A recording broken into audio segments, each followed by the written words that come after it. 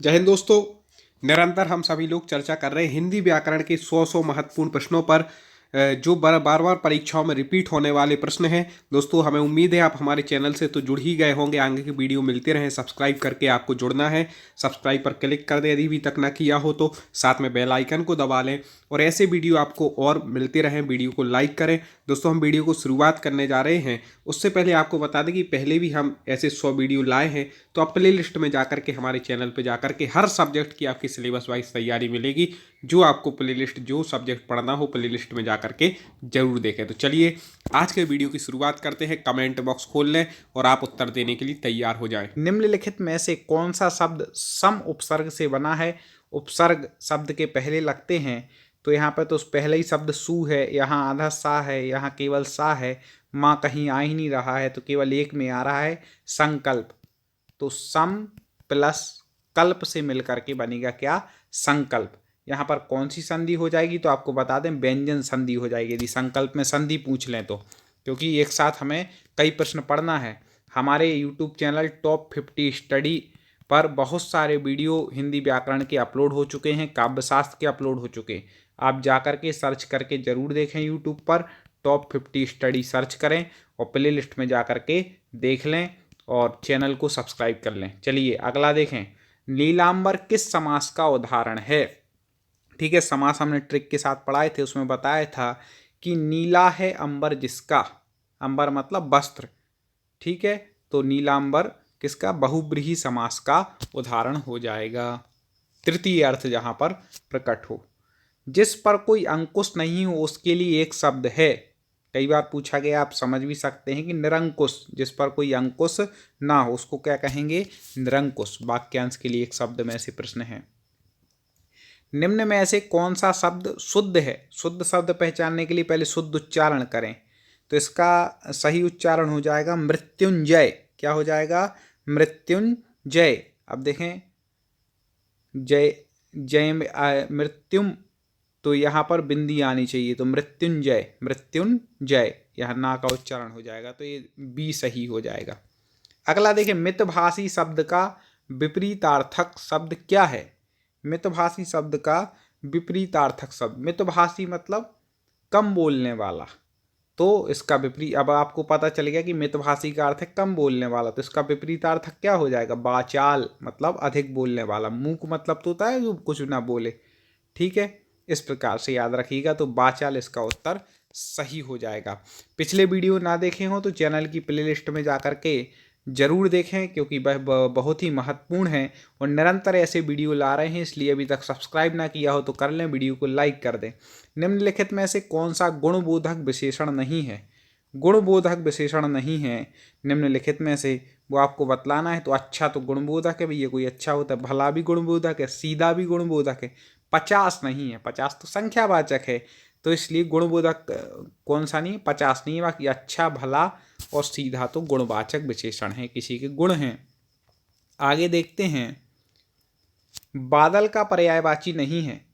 बादल, अब देखो बादल के पर्यायवाची आपको 1 मिनट में बताते हैं ट्रिक के साथ। नीर मतलब क्या होता है? पानी। दा मतलब देने वाला, तो जो पानी को देते हैं वो कौन है? बादल, इसलिए उसको नीरद बोलते हैं। जल मतलब जल, और दा मतलब देने वाला, जो जल को देते हैं वो भी क्या है? बादल। तो नीरद और जलद, ये दो तो आप याद रखेंगे। जल को देने वाले, नीर मतलब पानी को देने वाले। इला भी बोलते हैं, इला आपको याद रखना है। क्या रखना है? इला। हाँ, जीमूत नहीं है, तो इसका उत्तर क्या पूछा? बादल का पर्यायवाची नहीं है पूछा, तो जीमूत। बाकी नीरद भी है, जलद भी और इला भी है। ठीक है, ऐसे ट्रिक के साथ चाहे हिंदी व्याकरण हो और चाहे संस्कृत व्याकरण हो, टॉप 50 स्टडी यूट्यूब चैनल पर हमने बहुत सारे वीडियो डाले हैं। आप जा कर के देख सकते हैं, सर्च करके देख सकते हैं, प्ले लिस्ट में जा कर के देख सकते हैं, जिससे आपको चाहे संस्कृत हो चाहे हिंदी, सबके व्याकरण आ जाएगी। आगे, निम्न में से कौन सा ऊष्म व्यंजन नहीं है? तो सबसे पहले तो आपको बता दें, ऊष्म व्यंजन मतलब जिसमें वो बोलने पर ऊष्मा निकले। ऊष्मा मतलब वायु निकलती है, जैसे अपन बोलते हैं शाह, शाह, शाह, हा। ये 4 ऊष्म व्यंजन है। सा और हा, ये क्या है? 4 ऊष्म व्यंजन है। तो इसमें से आपको बतला दें कि उस व्यंजन नहीं है पूछ रहे हैं, तो 3 सा तो हैं, दंत सकार, तालव्य सकार, ये सब को जो होते हैं मूर्धन्य सकार, ये 3 सा तो हैं। जैसे ये दंत सकार हो गया, ये तालव्य, मूर्धन्य, ऐसे। तो रा नहीं है, ठीक है, रा उस व्यंजन नहीं है, क्योंकि रा को बोलने में देखना वायु नहीं निकलती है मुंह से, बाकी 3 के बोलने में वायु निकलती, वायु मतलब हवा। जैसे बोलो शा, शा, रा में नहीं निकल रही है वायु। अब बोल करके देख लिया करें। निम्नलिखित में से किस शब्द का प्रयोग बहुवचन में होता है? बहुवचन में किस शब्द का प्रयोग होता है आपको बतलाना है। तो लड़का, लड़का खाता है, सीधे ही एक ही वचन में हो रहा। पुस्तक, पढ़त, पुस्तक रखी है। हाँ, साधु, साधु बहुवचन का है, ठीक है। साधु कैसा है? बहुवचन का, क्योंकि साधु से एक साधु नहीं लेना, जितने साधु हैं वो सब आ जा रहे हैं। साधु एक प्रकार की जातिवाचक हो गया, ठीक है। तो ये बहुवचन में इसको लेते हैं, याद रखिएगा। साधु आता है नहीं, साधु आते हैं, इस प्रकार से अपन बोलते हैं, तो साधु बहुवचन हो जाएगा। मुकेश स्कूल जा रहा है, इस वाक्य में मुकेश है। मुकेश क्या है? अब सीधे ही समझ जाएंगे, नाम दे रहा है मतलब व्यक्तिवाचक संज्ञा है यहाँ पर, ठीक है। व्यक्ति है कि मुकेश जो स्कूल जा रहा है। खेती किस शब्द का तद्भव रूपांतरण है? तो आप सभी लोग जानते हैं कृषि, यही इसका तद्भव रूपांतरण क्या है? खेती। निम्नलिखित में से कौन अभिकारी गुणवाचक संज्ञा नहीं है? ध्यान से देखिएगा, अभिकारी गुणवाचक संज्ञा नहीं है। अभिकारी मतलब जिसमें कोई विकार उत्पन्न ना हो, जिसके परिवर्तित ना हो सके, गुणवाचक संज्ञा नहीं। लाल तो है, सुंदर भी है, तेज भी है, काला नहीं है, ठीक है, काला नहीं है। इस बात को हमें याद रखना है। आगे बढ़ते हैं। निम्नलिखित में कौन से शब्द में यण संधि है? ठीक है, यण संधि आपको बतलानी है, तो आपको बता दें कि यण संधि का उदाहरण इसमें से पावक, पावक तो हो जाएगा अयादि स्वर संधि का, सूर्योदय गुण का हो जाएगा, तथा वृद्धि का तो पित्रादेश, ठीक है, पितृ प्लस आदेश, इससे मिलकर के क्या बन जाएगा? पित्रादेश। ये हो जाएगा यण संधि का उदाहरण। तथा प्लस एव से तथैव, हमने आपको जब ट्रिक पढ़ाई थी अपने चैनल पर, तो आपको बताया था कि 2 मात्रा जहाँ पर दिख जाए वहाँ पर वृद्धि संधि, जहाँ पर 1 मात्रा दिख जाए, सूर्योदय में 1 दिख रही हो की, तो गुण संधि हो, जहाँ पर 3 शब्द हो, कोई मात्रा ना हो, वहाँ पर अयादि संधि, ठीक है। और यारा लावा के पहले कोई आधा शब्द हो तो वहाँ पर यण संधि। ऐसे हम ट्रिक आपको बता चुके हैं, आप चैनल पे जाके देख लें संधि का वीडियो। शोभा पानी पीती है, इस वाक्य में वाच्य का कौन सा रूप प्रयुक्त हुआ है? शोभा पानी पीती है, कौन सा वाच्य है? कर्मवाच्य, ठीक है, क्योंकि कर्म की प्रधानता है। क्या पी रही है? पानी को पी रही है। पानी यहाँ पर क्या है? कर्म है, ठीक है। शोभा करता है, पानी कर्म है, और पीना क्या है? पीती क्या है? क्रिया है। याद रखिएगा, तो कर्मवाच्य की यहाँ पर प्रधानता है। आगे देखें, किस रचनाकार ने हिंदी भाषा को हिंदवी कहा है? बिल्कुल मोस्ट क्वेश्चन है, कई बार पूछा गया है। जल्दी से कमेंट में आप भी उत्तर देते जाएं, ए बी सी या डी। तो आपको बता दें कि हिंदी भाषा को हिंदवी किसने कहा है? अमीर खुसरो जी ने कहा है, ठीक है, अमीर खुसरो ने कहा है। क्या हिंदी भाषा को हिंदवी कहा है? साकार का विपरीतार्थक शब्द क्या है? साकार, साकार का सबसे पहले हम अर्थ लगा लो भैया। तो साकार मतलब आकार से सहित, तो निराकार मतलब आकार से रहित, इसका विपरीतार्थक हो जाएगा, विलोम हो जाएगा, ठीक है, याद रखिएगा। क्षणिक का विपरीतार्थक क्या है? क्षणिक मतलब क्षण भर रहने वाला, क्षण भर बाद नष्ट हो जाने वाला, ये इसका अर्थ आ गया। तो आप शाश्वत मतलब जो हमेशा रहता है, तो क्षणिक का विपरीतार्थक क्या हो जाएगा? शाश्वत हो जाएगा। और देखें, आपकी पूरी तैयारी सिलेबस के अनुसार हम हिंदी व्याकरण की करा रहे हैं, तो आप वो वीडियो भी देखें। ये टेस्ट सीरीज जो हमारी निरंतर आ रही है, प्रैक्टिस सेट आ रहे हैं, पूरे प्रैक्टिस सेट यदि आप चाहते हैं तो टॉप 50 स्टडी यूट्यूब चैनल को सब्सक्राइब कर लीजिए, जिससे हर वीडियो की नोटिफिकेशन आपको मिले। कम से कम डेली 2 वीडियो तो हम लेकर के आ ही रहे हैं। हिंदी के बीच में संस्कृत के ही वीडियो आपको लाते हैं, तो सारे वीडियो आप पढ़ें।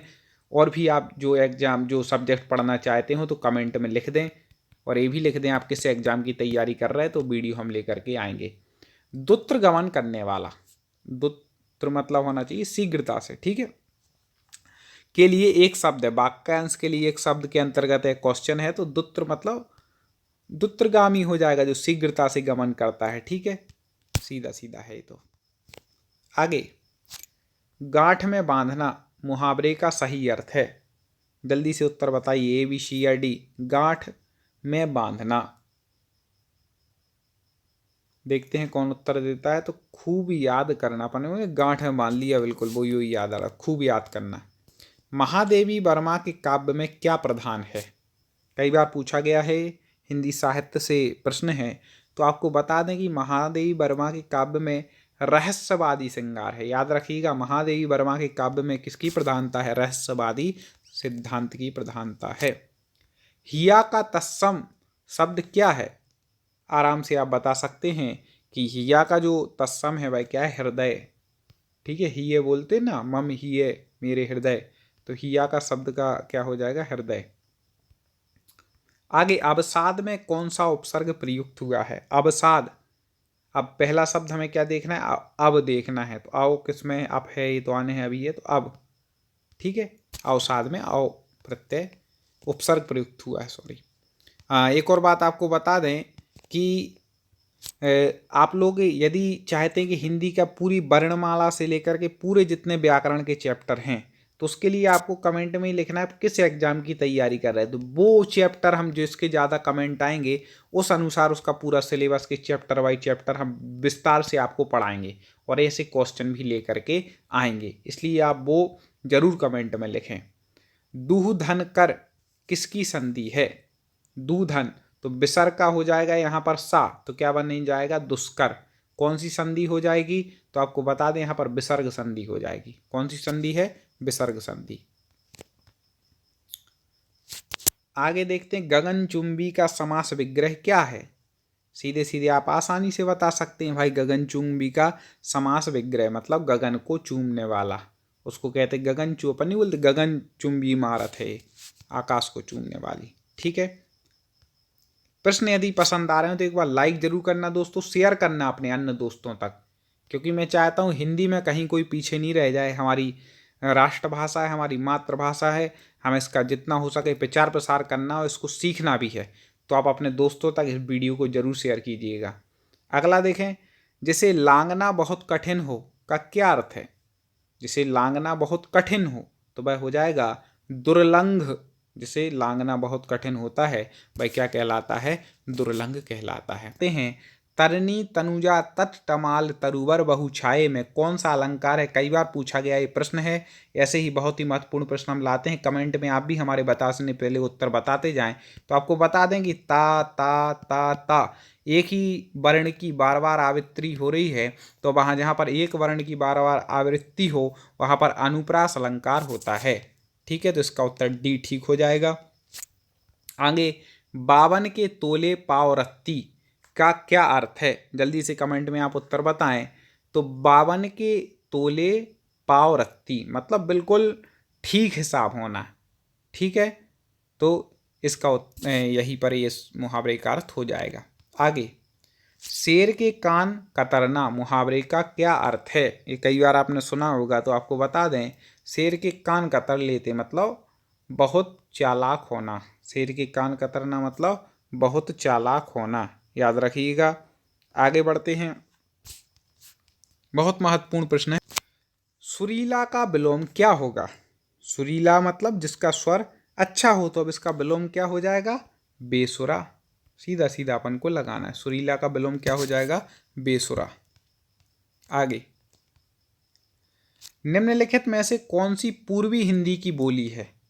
तो आपको बता दें कि जो पूर्वी हिंदी की बोली इन चार में से है वह क्या है? बघेली। वह क्या है? बघेली, ठीक है।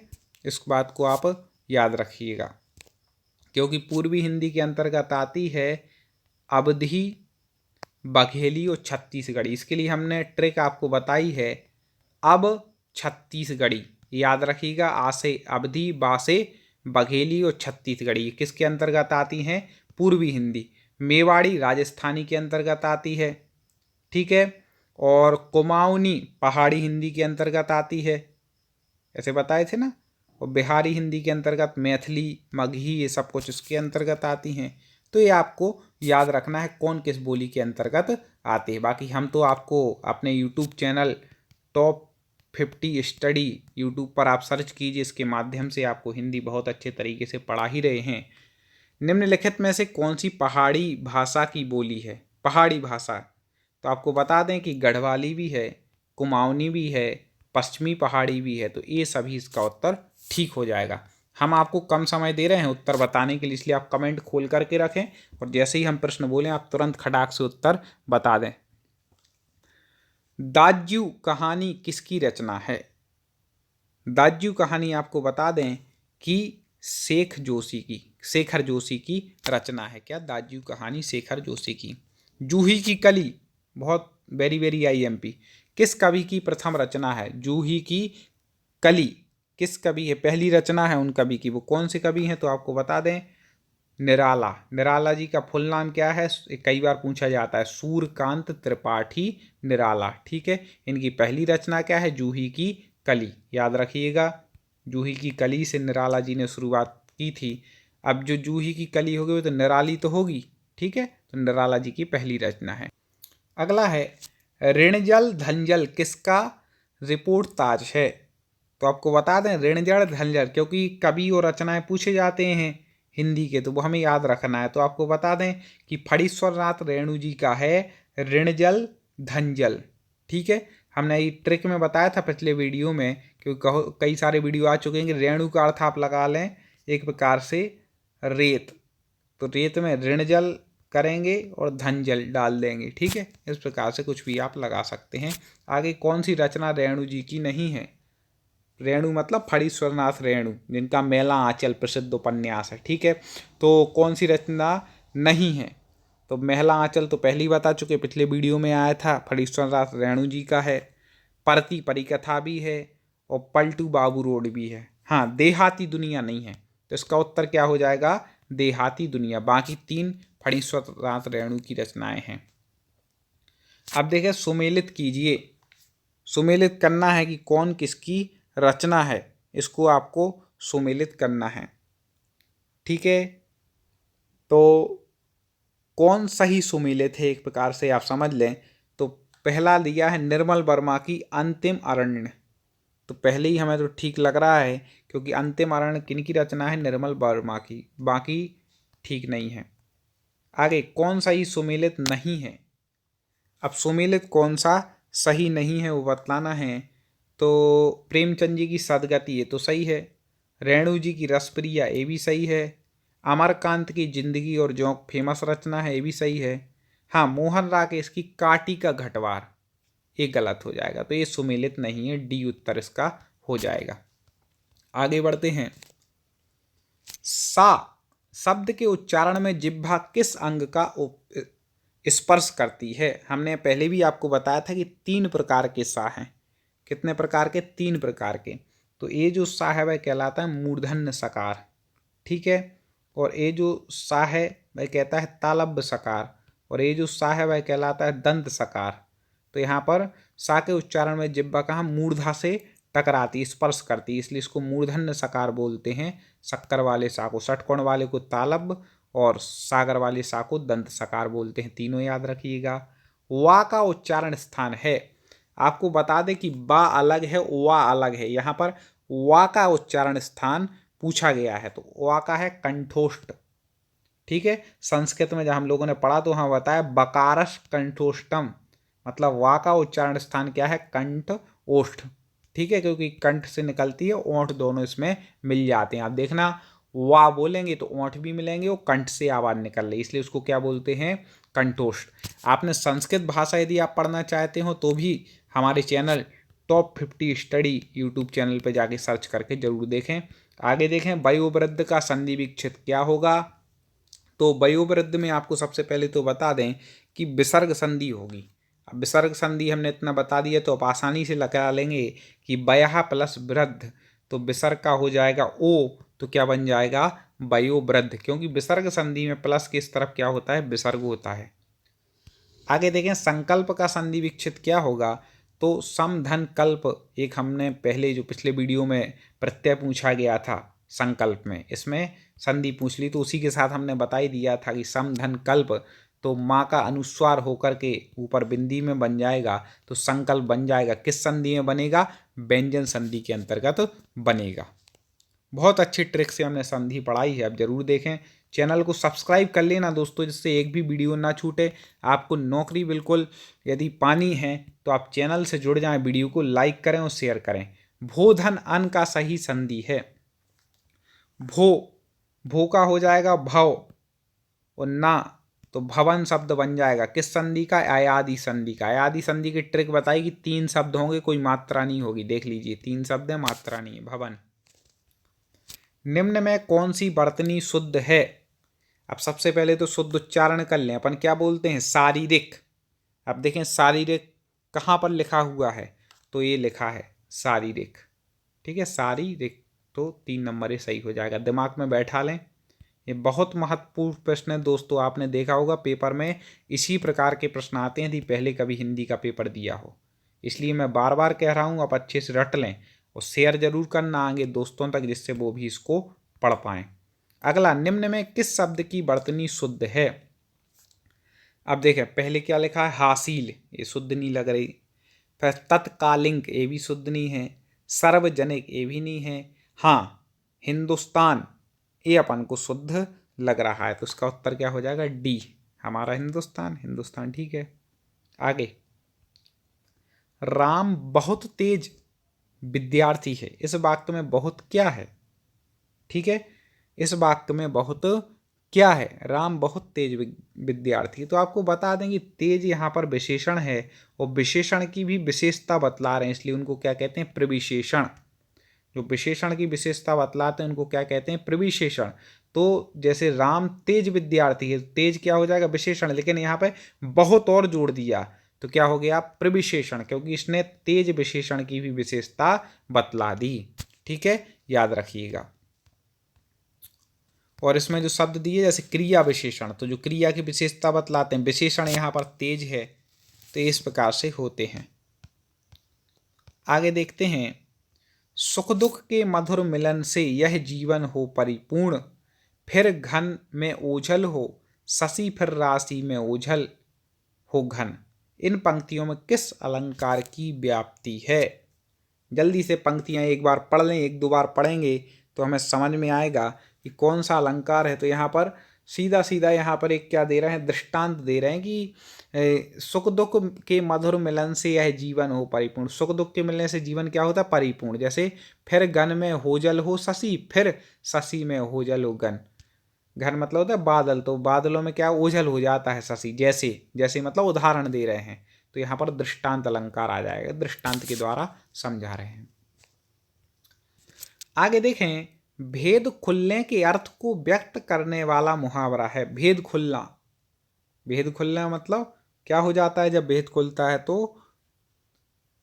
भेद खुलना, भेद खुल गया किसी का, तो आपको बता दें भेद खुलना मतलब इसमें एक भंडा फोड़ होना भी सही लग रहा है, कलई खुलना भी लग रहा है। 2 हमें ज़्यादा सही लग रहा है। कई ऐसे उत्तर आते हैं कि 2 हो जाते हैं, लेकिन अपन को तो एक चुनना है। तो उसकी अपन कहते हैं ना किसी का भेद खुल गया, मतलब उसका उसके भंडा फोड़ हो गया एक प्रकार से। इसका उत्तर ये सही लगा सकते हैं। अलग अलग आ जाता है कई बार, आप देख लीजिएगा। सूर्योदय हुआ और सड़कों पर चहल पहल थी।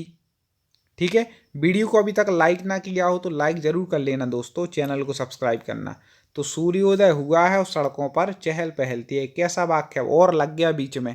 हमने आपको बताया था कि जहां पर और बीच में लग जाए, 2 वाक्य जुड़ जाए, तो वहां पर क्या होता है? संयुक्त वाक्य होता है। दोस्तों 50 प्रश्न यहाँ पर हो गए। आगे के 50 प्रश्नों पर चर्चा करें उससे पहले बता दें, अभी तक लाइक ना किया हो तो वीडियो को लाइक कर दें और आगे इसको जरूर शेयर करना दोस्तों, जिससे और भी लोग हिंदी के बारे में अच्छे से जान सकें, हिंदी को पढ़ सकें और परीक्षा में सफलता प्राप्त कर सकें। तो चलिए आगे के 50 प्रश्न और लगातार हम देखते हैं। ऐसे 100 प्रश्न हम लगभग प्रतिदिन लाने की कोशिश करते हैं, तो आप हमसे जुड़े रहें और इसी तरह आगे पढ़ते रहें। देखें, हिंदी भाषा में मूलतः वर्णों की संख्या कितनी मानी गई है? तो आपको बता दें कि हिंदी भाषा में मूलतः जो वर्णों की संख्या है वह कितनी है? 52, 52। कन्फ्यूज नहीं होना है, कई बार इसमें लोग गलती कर देते हैं। अगला है निम्न में से दंतव्य वर्ण है। दंतव्य वर्ण मतलब जिसका उच्चारण स्थान दंत है। ठीक है, तो आपको बता दें A B C या D, जल्दी से बता दीजिए। तो आपको बताएं ता वर्ण जो है वह क्या है, दंतव्य है। ठीक है, ता वर्ग के पूरे शब्द ता ता दा धा ये सब क्या है, दंतव्य है, मतलब इसका उच्चारण स्थान क्या है, दंत है। मैं आपको बता दूं पूरी यदि आपको तैयारी क्रम वाइज करनी है तो आप यूट्यूब पर सर्च करें टॉप 50 स्टडी, ये हमारा यूट्यूब चैनल है और इसमें क्रम से आपको पूरे हिंदी व्याकरण, हिंदी साहित्य, काव्य शास्त्र सब कुछ यहाँ पर मिल जाएगा। साथ ही साथ यदि आप संस्कृत की भी तैयारी करना चाहते हैं तो बहुत सारे वीडियो वहाँ पर मिल जाएंगे। तो आप top 50 study YouTube channel YouTube पर सर्च करके सब्सक्राइब कर लें और साथ ही साथ पूरे वीडियो देखें। अगला देखें, घा का उच्चारण स्थान क्या है। उच्चारण स्थान से संबंधित एक दो प्रश्न आते ही हैं जहाँ पर हिंदी पूछी जाए। तो आपको बता दें घा का उच्चारण स्थान है कंठ। क्यों? का वर्ग के सभी वर्ण का उच्चारण स्थान कंठ है, तो का खा गा घा। ठीक है, 4 नंबर पे आता है उसके उस पर, तो कंठ इसका क्या हो जाएगा, घा का उच्चारण स्थान हो जाएगा। आपको हमारे बताने से पहले कमेंट में जल्दी से उत्तर लिखना है, बिल्कुल कमेंट खोल करके आप तैयार रहें, जिससे हमारा समय ही बच सके अपन सबका और ज़्यादा से ज़्यादा प्रश्न भी कवर हों। आगे देखें, अभिवंदन से निर्मित विशेषण नहीं है। अभिवंदन शब्द है, उससे बना हुआ विशेषण क्या नहीं है। तो आपको बता दें अभिबंध, तो ये तो अभिवंदन से बना है। अभिवंदनीय भी है, अभिवंदित भी, हाँ अभिवादित नहीं है। ठीक है, तो इसका उत्तर क्या हो जाएगा, बी अभिवादित। बहुत महत्वपूर्ण है, विशेषण पूछे जाते हैं। अगला देखें, निम्नलिखित में से कौन सा विशेषण शब्द संज्ञा शब्द से नहीं बना हुआ है। कौन सा ऐसा विशेषण शब्द है जो संज्ञा शब्द से मिलकर के नहीं बना है। 4 ऑप्शन है A B C या D, जल्दी से बताइए। तो आपको बता दें दैनिक।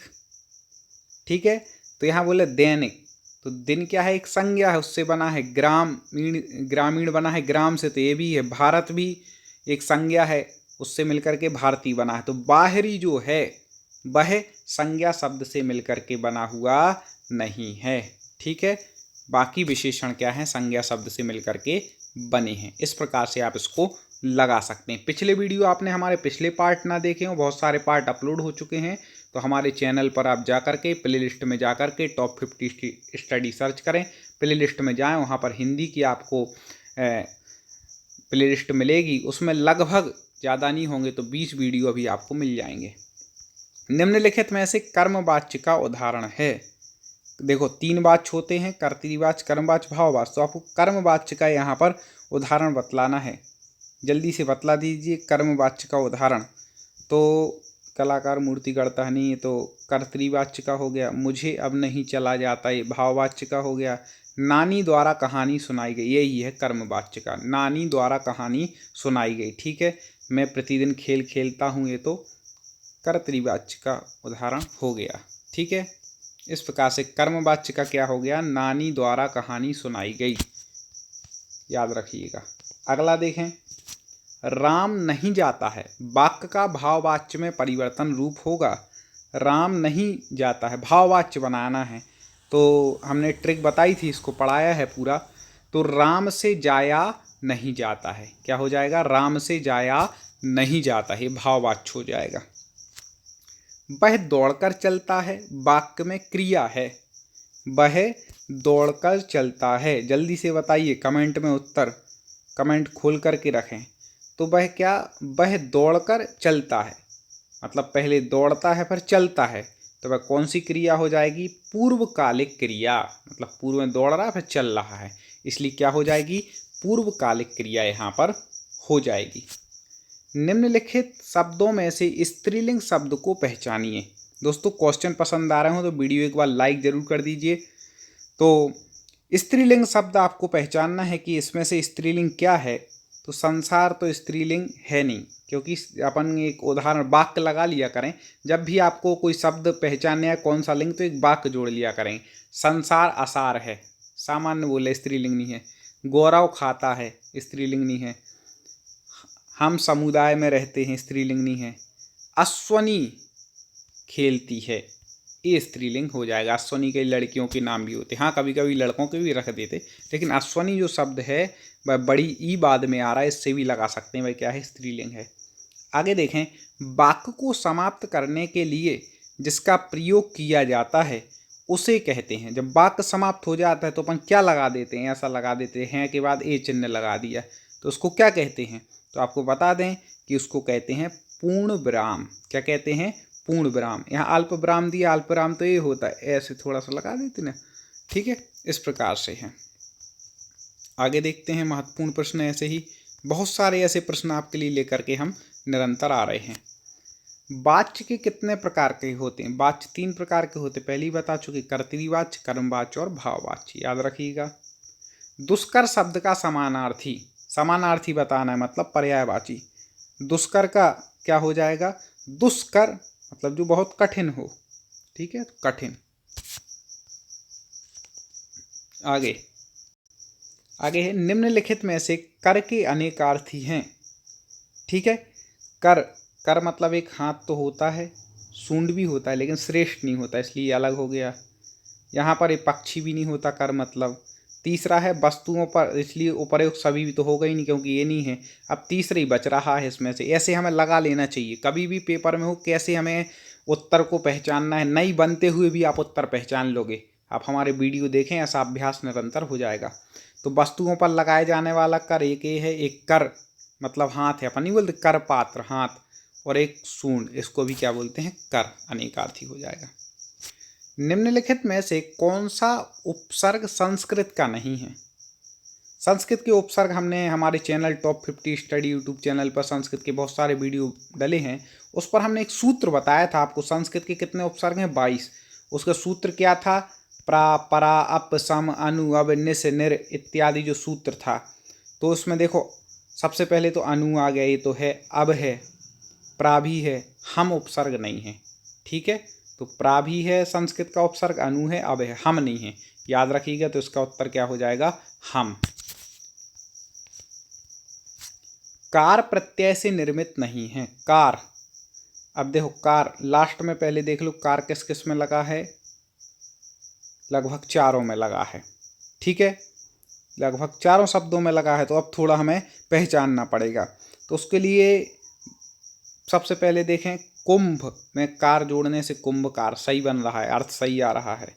कला में कार जोड़ने से कलाकार, तक्ष में कार जोड़ने से तक्षकार। लेकिन बे कोई शब्द, बे शब्द नहीं होता, बे प्लस कार, तो बे कोई शब्द नहीं है जिसका अर्थ हो, इसलिए बेकार क्या प्रत्यय से निर्मित नहीं है, कार प्रत्यय से। बाकी कुंभ में कार लगा दो कुंभकार, कला में कार लगा दो, कला भी शब्द है, कुंभ भी एक शब्द है और तक्ष भी एक शब्द है, ठीक है, ऐसे ही लगा सकते हैं।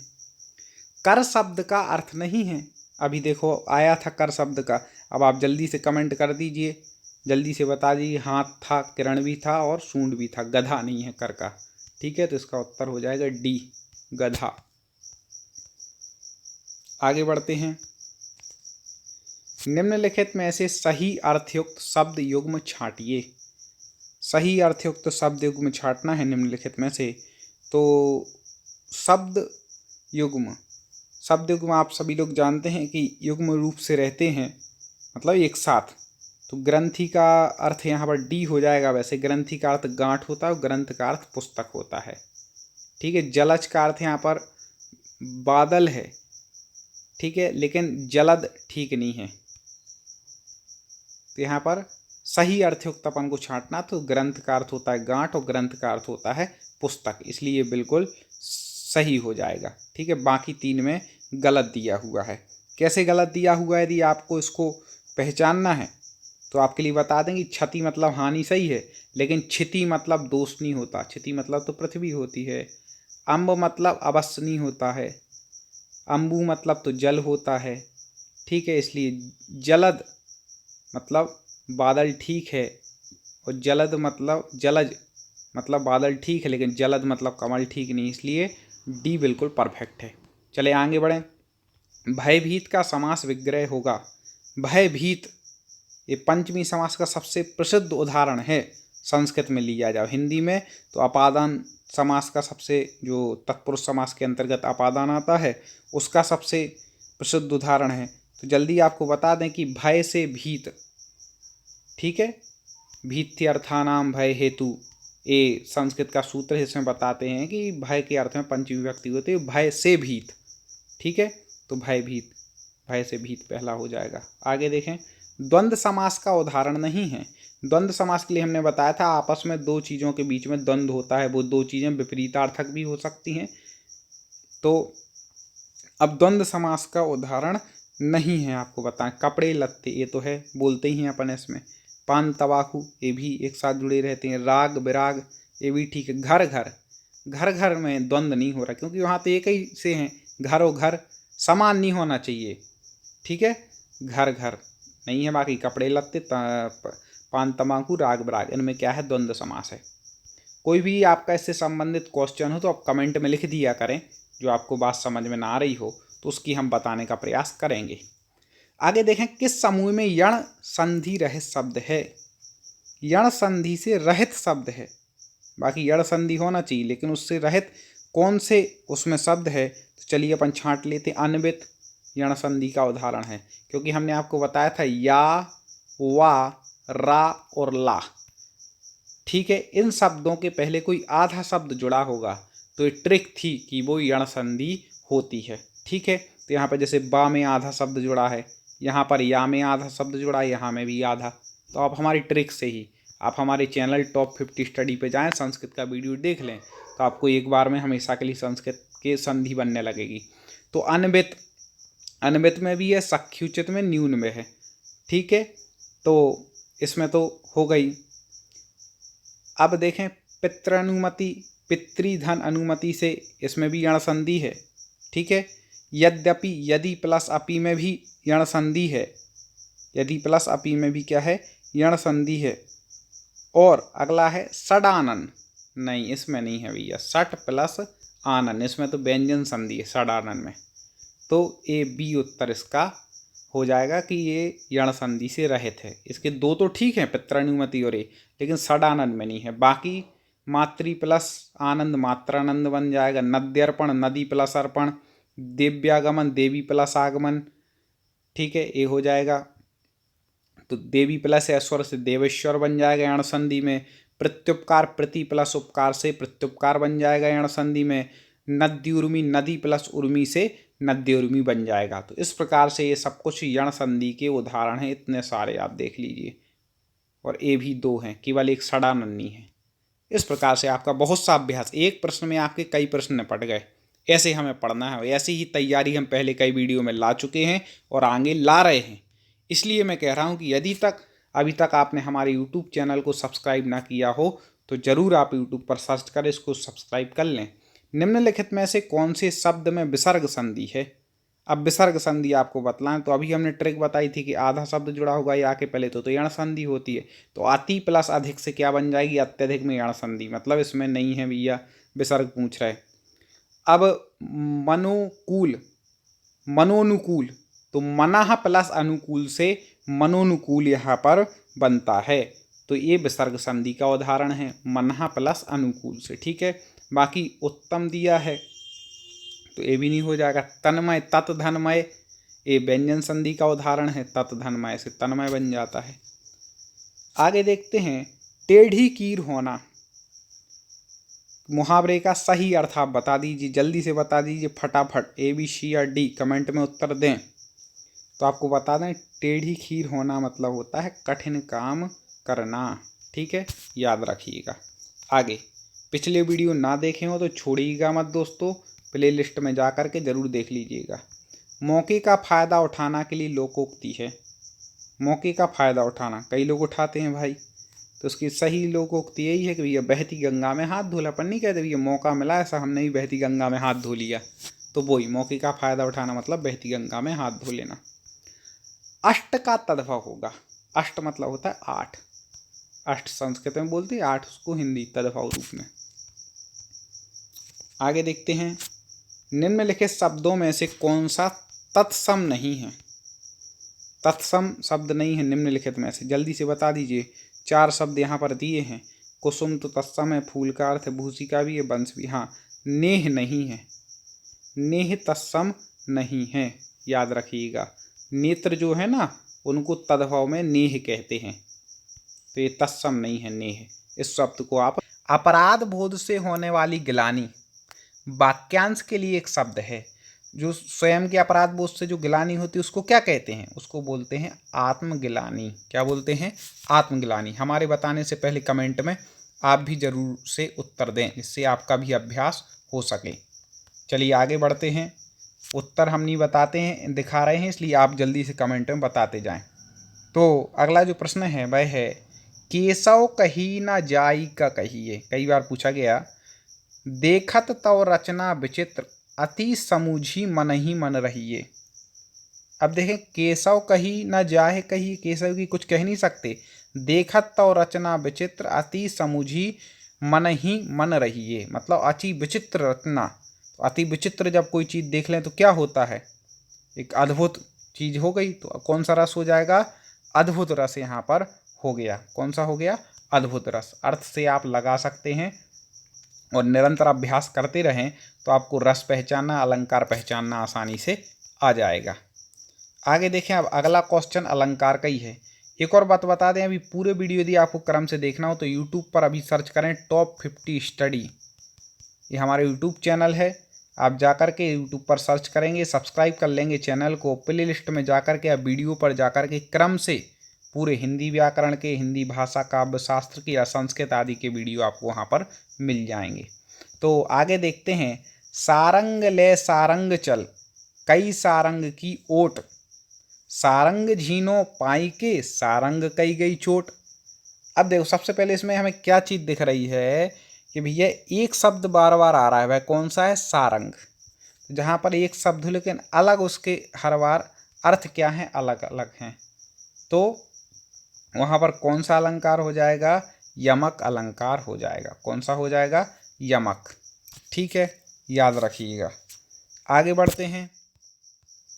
समान अर्थ बताने वाले शब्द क्या कहलाते हैं? ये तो हर उसके सिलेबस में होता है भी, ये समान अर्थ ही अर्थ होते हैं ना। तो समान अर्थ बताने वाले शब्दों को क्या कहते हैं? ठीक है, तो आप लोग आसानी से पहचान जाएंगे कि पर्यायवाची शब्द कहते हैं, समान अर्थ बताते हैं। जैसे पानी का हो गया नीर, समान ही अर्थ है। जल, ये सब कुछ ऐसे। विलोम शब्द होते हैं विपरीतार्थक, अनेकार्थी कहलाते हैं। एक शब्द के अनेक अर्थ होते, जैसे हाथ का होता है कर, एक होता है ठीक है, अभी अपन ने पढ़ा था ना, कर एक होता है, कर का हाथ एक होता है, ऐसे टैक्स इत्यादि। सामान्य शब्द सामान्य हिंदी के शब्द होते हैं। आगे देखें। भारतवर्ष में हिंदी को आप किस वर्ग में रखेंगे? आप भारत के नागरिक हैं, आप हिंदी को किस वर्ग में रखते हैं? तो आपको बता दें कि हिंदी क्या है?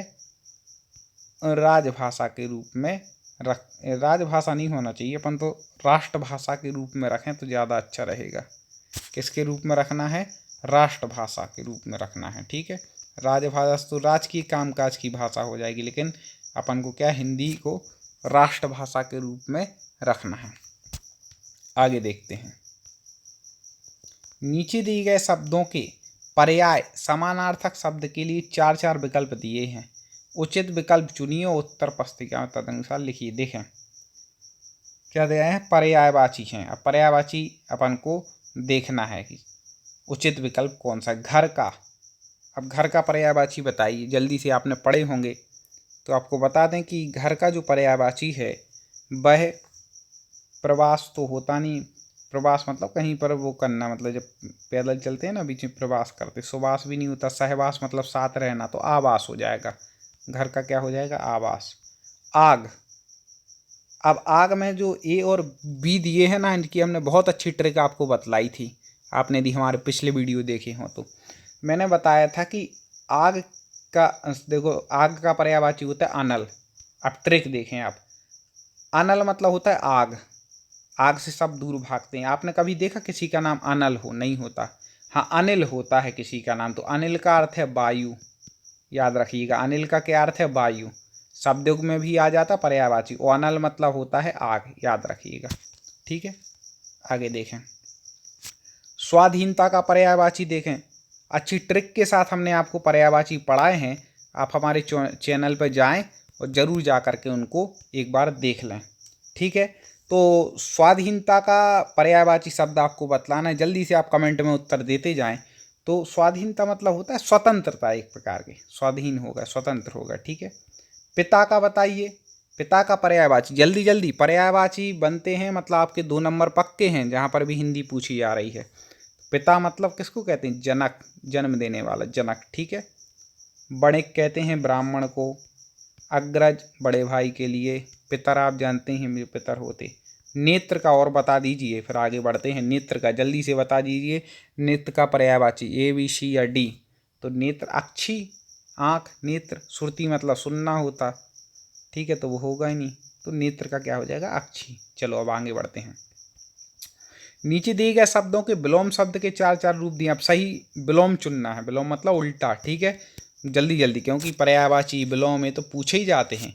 ये हमने ट्रिक से अपने चैनल पर पढ़ाए हैं, तो आप ट्रिक जा करके ज़रूर देख लें, बाकी याद अभी कर लीजिए। संधि, संधि का अपन क्या करते हैं? विच्छेद करते हैं, तो संधि का क्या हो जाएगा? विच्छेद, ठीक है। ऐसे संधि मतलब होता है जोड़ना, और विच्छेद मतलब अलग अलग करना। जैसे हिमालय शब्द लिखा और इसको अपन विच्छेद करेंगे तो हिम प्लस आलय हो जाएगा, तो ये हो गया। आगे देखें संयोग। अब संयोग मतलब होता है मिलना, तो पर्याय इसका विलोम क्या हो जाएगा? तो इसका हो जाएगा वियोग। जल्दी से आप भी कमेंट में बताएं, हम उत्तर बता ना पाएँ, आपका आ जाए। विकास, ठीक है। अब विकास का विपरीत क्या हो जाएगा? जल्दी से बता दीजिए आप कमेंट में। तो विकास एक तरफ हुआ, विकास हो रहा, तो उसका हो जाएगा ह्रास। विकास मतलब बढ़ना, ह्रास मतलब कम होना, तो ह्रास हो जाएगा। उत्थान, किसी जीव का उत्थान होता है, उत्थान नहीं होता तो क्या होता है? इसका उल्टा पतन। उत्थान पतन लगे रहते हैं, तो पतन हो जाएगा। क्षुद्र, क्षुद्र मतलब छोटा, तुच्छ, तो अब इसका विलोम क्या हो जाएगा? जो क्षुद्र व्यक्ति होगा, कोई छोटी सोच वाला, छोटा, तो उसका हो जाएगा महान। तो महात्मा होगा तो महान हो जाएगा। ऐसे आप अर्थ लगा लिया करें। अब फिर देखें आगे, ऐसे बहुत सारे महत्वपूर्ण वीडियो हमारे चैनल पर अपलोड हो चुके हैं, प्लेलिस्ट में जाकर जरूर देख लीजिएगा। वो आगे निरंतर ला रहे हैं, इसलिए कह रहे हैं कि चैनल को सब्सक्राइब जरूर कर लेना, किया हो तो वीडियो को लाइक जरूर कर देना दोस्तों, यदि प्रश्न पसंद आ रहे हों। चलें तो अब आगे बढ़ते हैं। क्या पूछ रहे हैं? नीचे 4 शब्द दिए गए हैं, जिनमें से 3 की वर्तनी गलत है। वर्तनी वाले भी 1-2 क्वेश्चन पूछे ही जाते हैं, और एक ही सही है। दिए गए 4 विकल्पों शुद्ध वर्तनी वाला शब्द अपन को चयन करना है। बिल्कुल ध्यान से आप इसको पढ़िए, और एक प्रश्न में हम आपके कई प्रश्नों की तैयारी कराई रहे हैं। अब देखें, सबसे पहले यहाँ पर 41वें में दृश्य लिखा है, तो सही लग रहा है, बिल्कुल सही है। दृश्य ऐसा नहीं लिखा जाता, ये सब तीनों गलत हैं, पहला ही इसका सही है। अगला 42वें का, जल्दी ABCD आप भी बताते जाएँ। अब सबसे पहले तो आपको यदि शुद्ध शब्द लिखना है तो शुद्ध बोलना आना चाहिए, तब आप पहचान सकते हैं। तो अपन जब भी क्या बोलते हैं? ऐतिहासिक बोलते हैं। यहाँ ऐतिहासिक है, यहाँ ऐतिहासिक है, ठीक है। यहाँ ऐति हो गया, बड़ा ता हो गया, तो ये बी सही हो जाएगा, ऐतिहासिक। अपन नहीं बोलते भाई ऐतिहासिक चीज़ है, ऐतिहासिक इमारत है, ऐसे। आगे इसमें बोलते हैं वांग्मय लिखना चाह रहे हैं। अब वांग्मय आपने कई बार देखा होगा, जब पढ़ते हैं तो इसमें इस प्रकार का भी नहीं, इस प्रकार का भी नहीं, ये भी नहीं, ये है सही, वांग। इंगा आता है, क्या आता है? इंगा। आगे देखें, सौहार्द, जल्दी से बता दीजिए। सौहार्द शुद्ध उच्चारण, सौहार्द को ऐसा लिखा जाता है, सौ भी नहीं, सौहार्द बोलना चाहिए, इसको औ की मात्रा है। सबसे ज़्यादा पूछा जाने वाला, वेरी वेरी IMP, ज्योत्सना उज्ज्वल, 2 शब्द ऐसे ही मैंने देखा कहीं ना कहीं पेपर में आ ही जाते हैं। तो ज्योत्सना, जल्दी, जैसे हमने उज्ज्वल की ट्रिक बताई थी कि जहाँ पर आधे 2 जा हों वहाँ पर उज्ज्वल है, ऐसे ही आज ज्योत्सना का भी आप देख लीजिए कि ज्योत्सना, तो ज्योत्सना का सी सही हो जाएगा, जहाँ पर आधा सा और आधा ता हो, ये ऐसे पहचानने का है, ठीक है। तो वो ज्योत्सना ठीक हो जाएगा, सी नंबर। दोस्तों इसके बाद आपको बता दें कि ये वीडियो आज यहीं पर हम पूरा करने जा रहे हैं। आगे की वीडियो में हम पुनः 100 प्रश्न लेकर के आएंगे और चर्चा करेंगे आपसे हिंदी व्याकरण के प्रश्नों पर। पिछले पार्ट भी आप देख चुके होंगे। क्रम से आपको देखना है और लगभग हमारे पूरे आप 15 पार्ट देख लेंगे तो आपकी मुझे नहीं लगता कि हिंदी में फिर कहीं कोई आपको भाषा में परेशानी आने वाली है, चाहे वो व्याकरण हो चाहे इससे संबंधित और भी जो प्रश्न हो। तो आप ज़रूर वीडियो को लाइक करें, शेयर करें, चैनल को सब्सक्राइब करें।